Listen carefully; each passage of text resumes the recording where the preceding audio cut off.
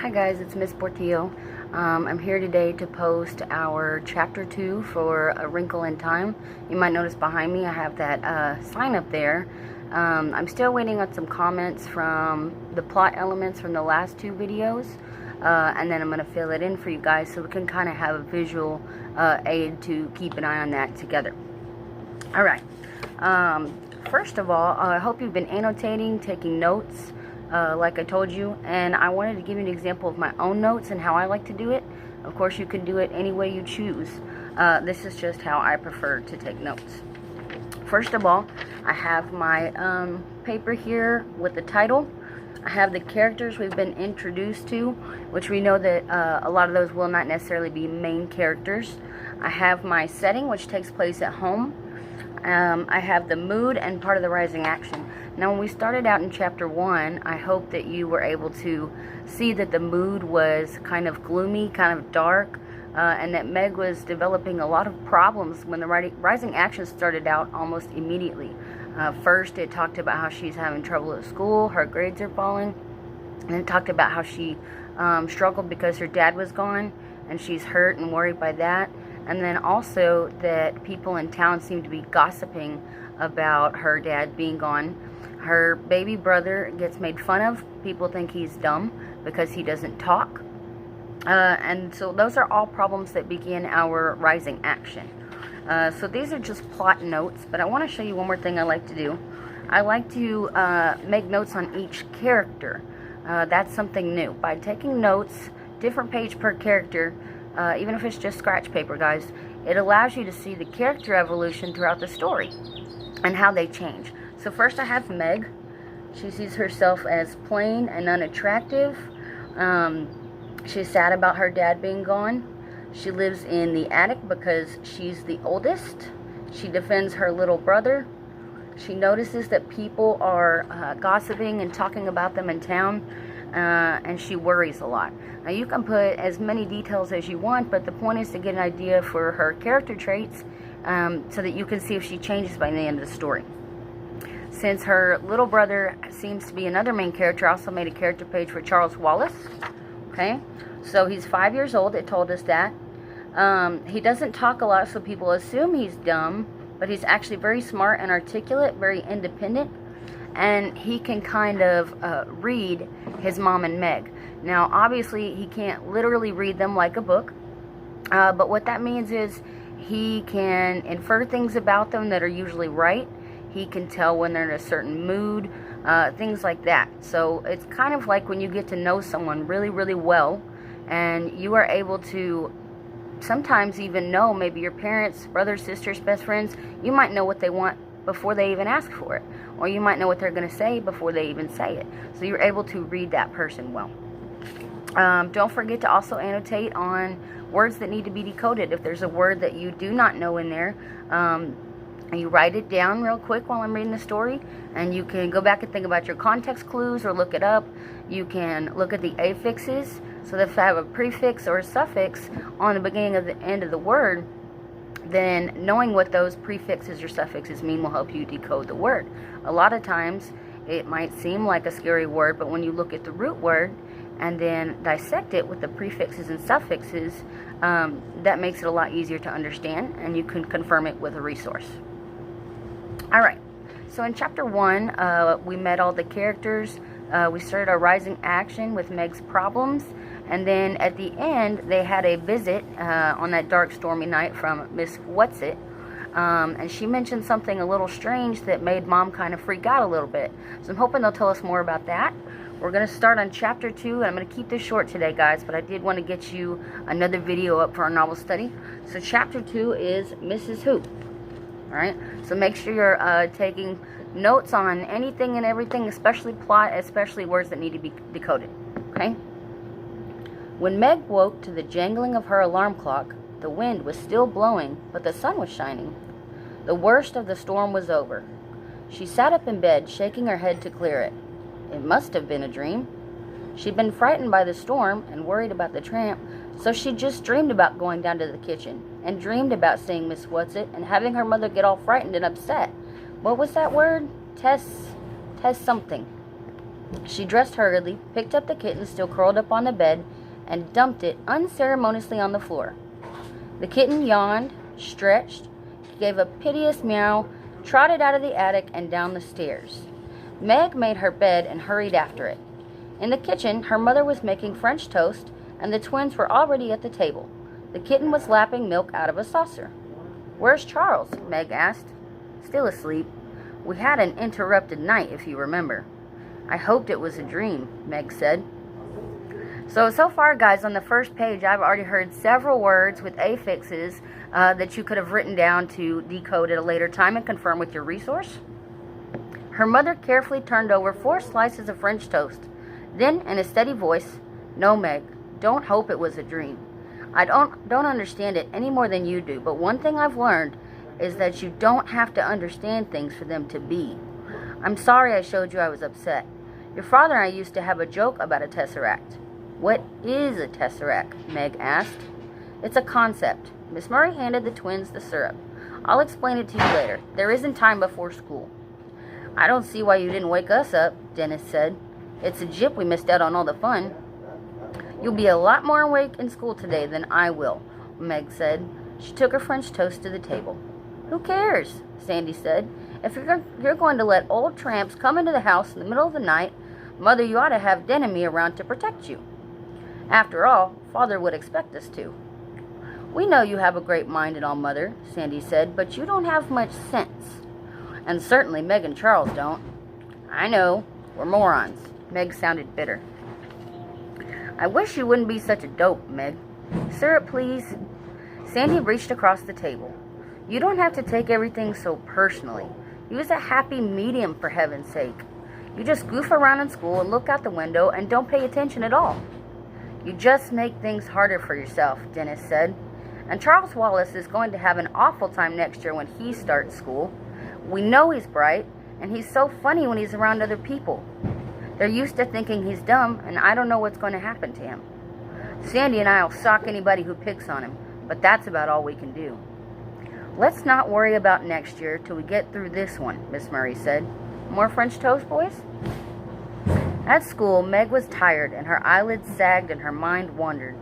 In social studies, she was asked to name the principal imports and exports of Nicaragua, and though she had looked them up dutifully the evening before, now she could remember none of them. The teacher was sarcastic, the rest of the class laughed, and she flung herself down in her seat in a fury. "Who cares about the imports and exports anyhow?" she muttered. "If you're going to be rude, Margaret, you may leave the room," the teacher said. "Okay, I will." During study hall, the principal sent for her. "What seems to be the problem now, Meg?" he asked pleasantly enough. Meg looked sulkily down at the floor. "Nothing, Mr. Jenkins." "Mrs. Porter tells me you were inexcusably rude." Meg shrugged. "Don't you realize that you just make everything harder for yourself by your attitude?" the principal asked. "Now, Meg, I'm convinced that you can do the work and keep up with your grade if you apply yourself, but some of your teachers are not so convinced. Nobody can do it for you." Meg was silent. "Well, what about it, Meg?" "I don't know what to do," Meg said. "You could do your homework, for one thing. Wouldn't your mother help you?" "If I asked her to." "Meg, is something troubling you? Are you unhappy at home?" Mr. Jenkins asked.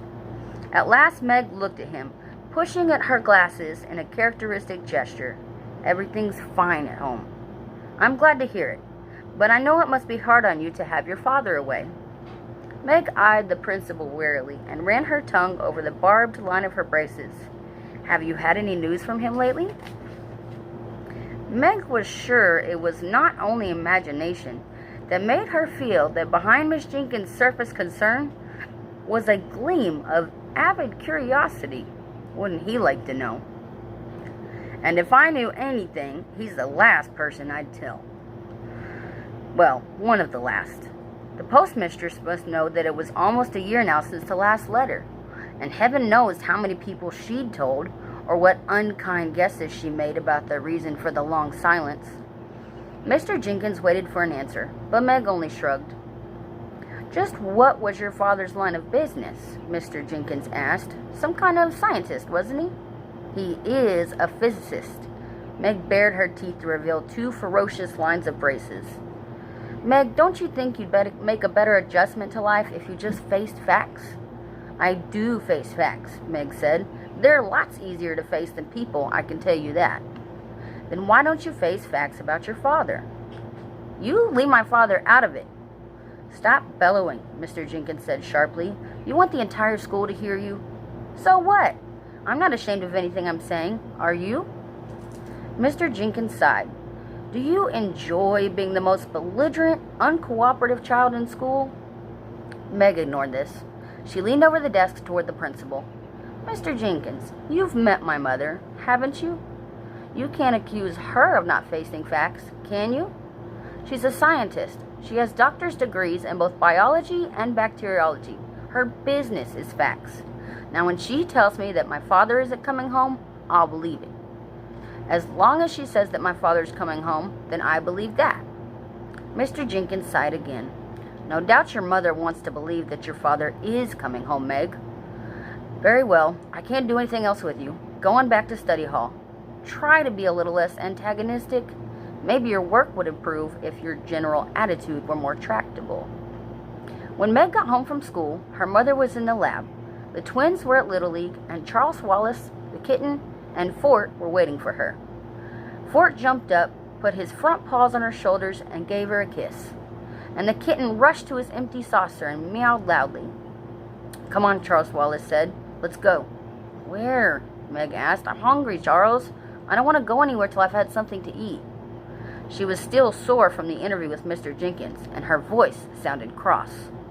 Charles Wallace looked at her thoughtfully as she went to the refrigerator, gave the kitten some milk, and then drank a mugful of milk herself.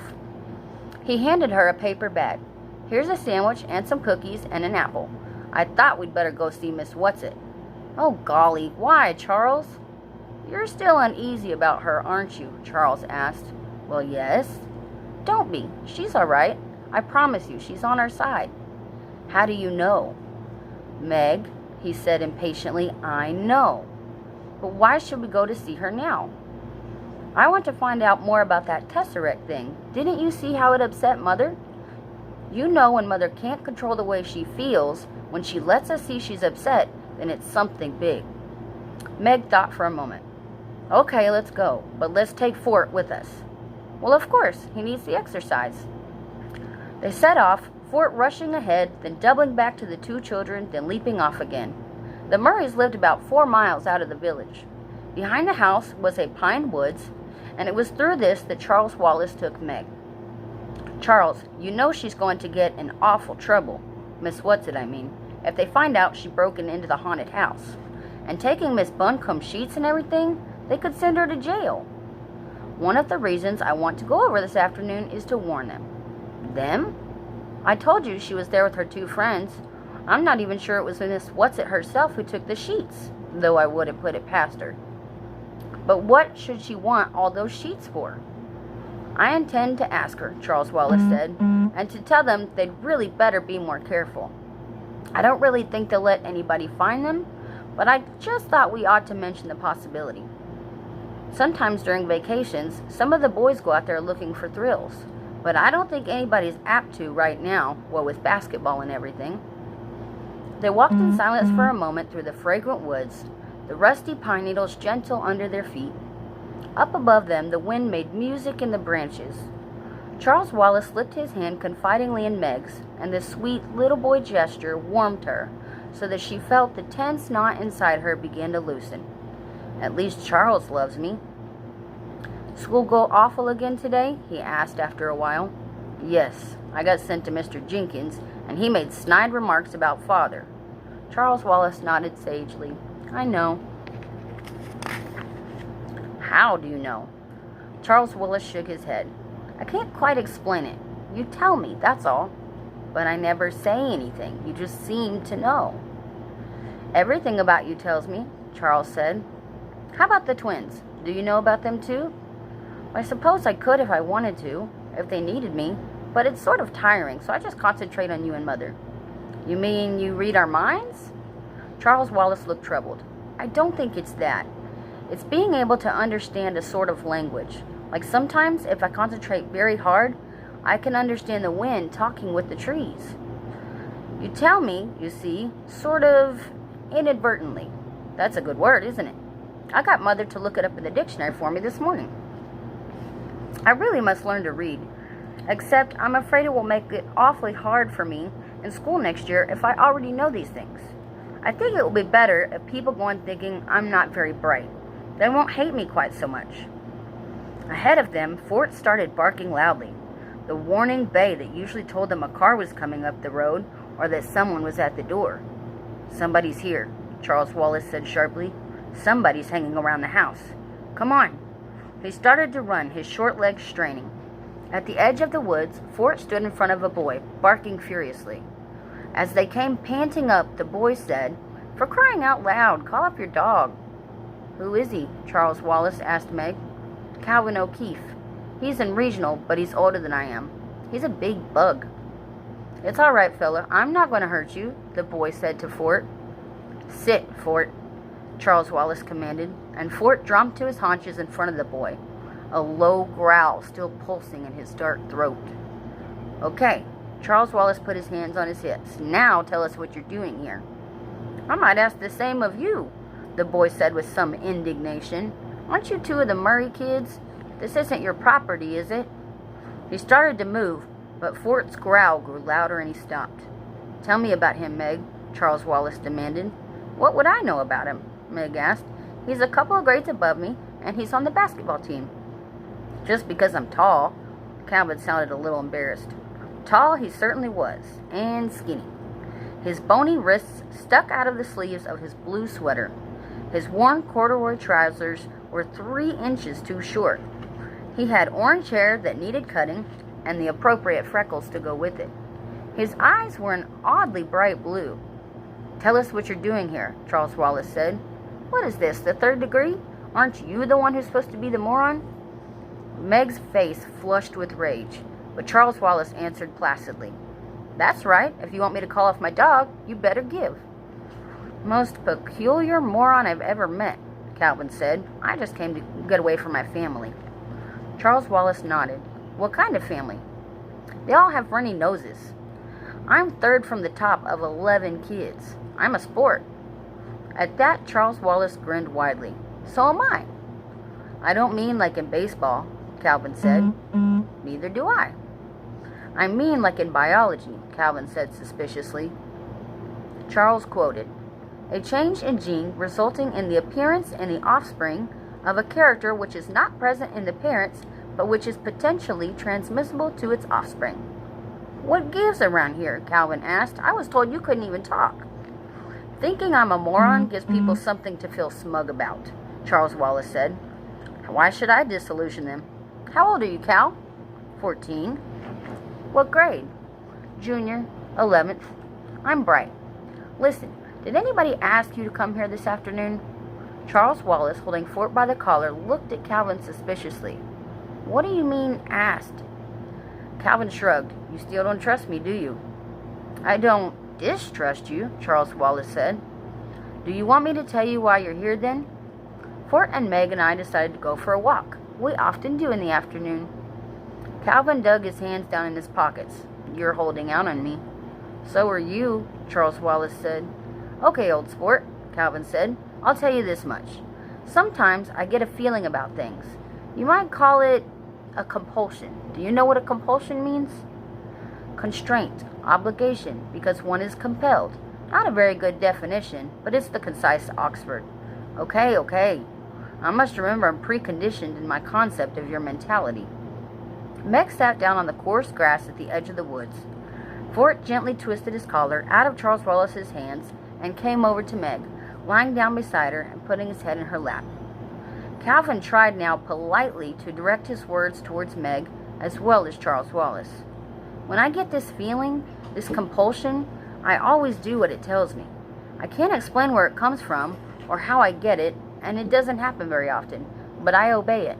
And this afternoon, I had a feeling that I must come over to the old haunted house. That's all I know, kid. I'm not holding anything back. Maybe it's because I'm supposed to meet you. You tell me." Alright guys, that's where we are going to stop for today. Despite, you might have noticed, the chapter is called Mrs. Who, but we haven't heard anything about her yet. Some guess that we will get to that with the second part of the chapter. And it makes me curious that they introduced a new character, and it makes me wonder if he might end up being a main character as well. So I'm going to add him to my notes, to my character list, and I hope you'll do the same. I hope you heard some good words today that you're eager to decode and try and find out what they mean. Leave me a message in the comments or message me on Dojo and let me know what you found out. Make sure you're organizing your notes to the best of your ability, because longer books, especially longer fiction books, take a little bit longer to get a concise plot and all of its elements. So the more notes you take, the better, because later you can always take away the ones you deem unimportant. I hope you guys are staying safe and healthy, and I will see you next time.